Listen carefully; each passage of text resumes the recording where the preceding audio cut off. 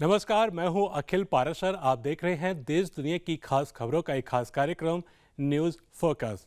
चलिए सबसे पहले नजर डालते हैं इस हफ्ते की अहम सुर्खियों पर। चीन ने क्लीन एनर्जी में किया बड़ा निवेश, वीजा छूट से पटरी पर लौटेगा चीन का क्रूज टूरिज्म। गर्मी से फसलें झुलसी, पाकिस्तान में खाद्य सुरक्षा को खतरा। अब समाचार विस्तार से। चीन की बिजली कंपनियों ने ग्रीन एनर्जी में अपना निवेश बढ़ा दिया है। पहली तिमाही में करीब 117.3 अरब युएन यानी तकरीबन $16.5 अरब खर्च हुआ, जो कि सीधा 6.64% की बढ़ोतरी है। क्लीन एनर्जी प्रोजेक्ट्स की क्षमता भी 30.97% बढ़कर 51.2 करोड़ किलोवाट हो गई है। चीन की स्टेट पावर इन्वेस्टमेंट कॉर्पोरेशन ने अप्रैल में 200 से ज्यादा नई ऊर्जा परियोजनाएं शुरू की।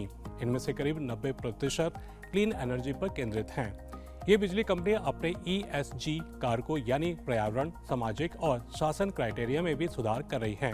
वे नवाचार, पर्यावरण बचाने, ग्रामीण इलाकों के विकास और बेल्ट एंड रोड पहल में भाग लेने पर ध्यान लगा रहे हैं। दक्षिण पश्चिम चीन के तिब्बत स्वायत्त प्रदेश इको फ्रेंडली टूरिज्म और क्लीन एनर्जी को बढ़ावा देकर पर्यावरण बचाने और प्रदूषण को कम करने की ओर काम कर रहा है।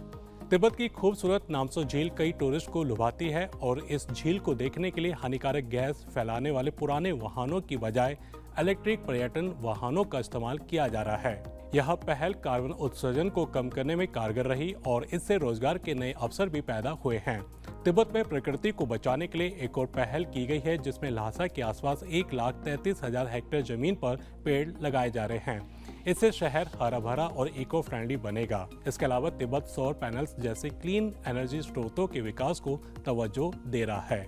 चीन में क्रूज टूरिज्म में बढ़त की उम्मीद है, क्योंकि यह अंतर्राष्ट्रीय टूरिस्टों को बिना वीजा के सफर करने और 15 दिनों तक रुकने की अनुमति देता है। 2 क्रूज जहाज MSC बेलिसीमा और मेडिटेरेनिया जल्द ही शनचन और छिंगताओ में डॉक करेंगे।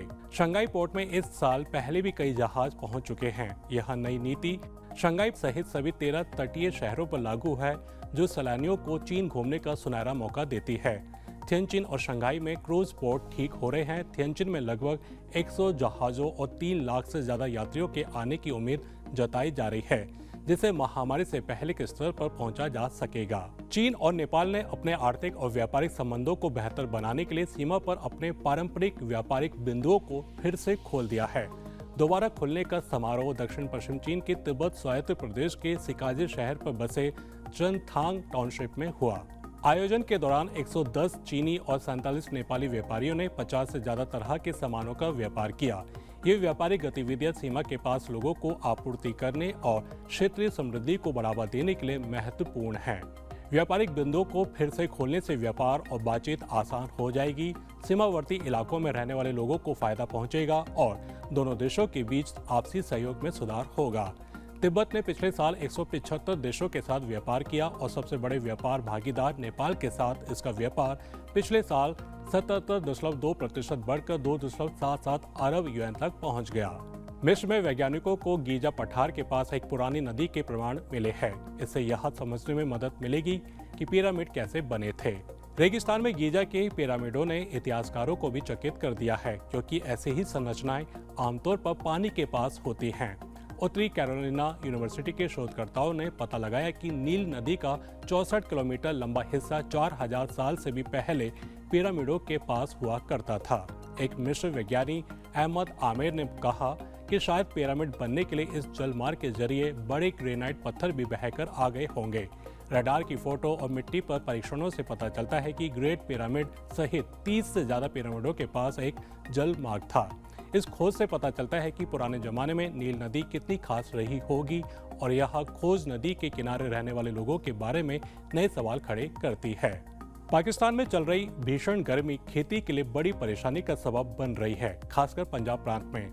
बढ़ते पारे और पानी की किल्लत की वजह से फसलें खराब हो रही हैं। आपको बता दें कि पाकिस्तान में गर्मी बहुत ज्यादा है। तापमान सामान्य से करीब 4 से 6 डिग्री सेल्सियस ज्यादा पहुंच गया है। लू का ऐसा मौसम जून के मध्य तक जारी रहेगी और हालात और खराब होने के आसार हैं। किसान अपनी पूरी फसल खो रहे हैं, जिससे अरबों डॉलर का भारी आर्थिक नुकसान भी हो रहा है और खाद्य सुरक्षा खतरे में पड़ गई है। टमाटर, आलू, कपास और चावल जैसे महत्वपूर्ण फसलों में काफी कमी देखी गई है। बाजारों में सब्जियों की कीमतें आसमान छू रही हैं और उपभोक्ताओं के लिए खरीदना मुश्किल होता जा रहा है। युगांडा के कॉफी किसान खूब पैसा कमा रहे हैं क्योंकि दुनिया भर में कॉफी की कीमत बढ़ती जा रही है। ऐसा इसलिए है क्योंकि ब्राजील जैसी कॉफी उत्पादन करने वाले बाकी देश मौसम की मार झेल रहे हैं। अप्रैल में युगांडा ने लगभग 8.5 करोड़ अमेरिकी डॉलर की कॉफी बेची, जो पिछले साल के मुकाबले 42% ज्यादा है। क्योंकि ये कॉफी सीजन का अंत है, किसानों को उनकी रोबस्टा कॉफी बीन्स के लिए खूब पैसे मिल रहे हैं। अप्रैल में युगांडा ने रोबस्टा कॉफी के 3,90,000 बैग 6.15 करोड़ डॉलर में और अरेबिका कॉफी 2.33 करोड़ डॉलर में बेचे। कॉफी की बिक्री से युगांडा में 18 लाख परिवारों को मदद मिली है और यह देश की अर्थव्यवस्था का एक बड़ा हिस्सा है। यूरोप में युगांडा की कॉफी बहुत मशहूर है। तो ये थी इस हफ्ते की खास खबरें। अब चलते हैं हमारे एक स्पेशल सेगमेंट की तरफ, न्यूज स्टोरी। 1 जून को चीन समेत बहुत से देशों में अंतर्राष्ट्रीय बाल दिवस मनाया जा रहा है। हालांकि अपनी अपनी सहूलियत के आधार पर अलग अलग देशों द्वारा अलग अलग तारीखों पर बाल दिवस मनाया जाता है, लेकिन हर जगह बाल दिवस मनाए जाने का मूल उद्देश्य यही है कि इसके जरिए लोगों को बच्चों के अधिकारों और सुरक्षा के लिए जागरूक किया जा सके। वहीं भारत की बात करें तो बाल दिवस देश के पहले प्रधानमंत्री पंडित जवाहरलाल नेहरू के जन्मदिन यानी 14 नवंबर को मनाया जाता है। चूंकि पंडित नेहरू बच्चों को बेहद प्यार करते थे और बच्चों की शिक्षा पूरी करने की वकालत करते थे, तो इसी वजह से भारत में बाल दिवस उनकी जयंती के मौके पर मनाया जाता है। भारत में ये बाल दिवस बच्चों के अधिकारों, देखभाल और शिक्षा के बारे में जागरूकता बढ़ाने के लिए मनाया जाता है। उधर चीन में अंतर्राष्ट्रीय बाल दिवस 1 जून को मनाया जाता है। साल 1949 में जब नया चीन बना था और आधिकारिक तौर पर चीन लोक गणराज्य की स्थापना हुई थी, तब से ही 1 जून को बाल दिवस के रूप में मनाया जाने लगा।